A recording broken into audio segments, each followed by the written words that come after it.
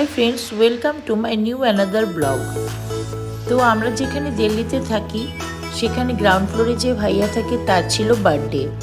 তো যেদিন বার্থডে হয়েছে সেদিন আমরা সেলিব্রেট করতে পারিনি।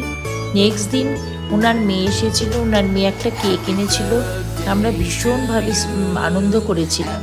দেখতেই পাচ্ছ কেকে ক্যান্ডেল দেওয়া হয়েছে। ক্যান্ডেলটা এখন নিভিয়ে দিয়ে কেকটা কাটা হবে। সবাই সবার মতো মোবাইল নিয়ে আমরা ছবি তুলছি, দেখতেই পাচ্ছ। এখন ভাইয়া কেক কাটবে। তো এই মুহূর্তগুলো সত্যিই মূল্যবান, তাই না বলো? আর উনি এতই ভালো লোক যে কি বলবো। এই যে দিল্লিতে আমার মেয়ে বাইরে থাকে, উনি দেখভাল করেন নিজের বাবা মায়ের মতো।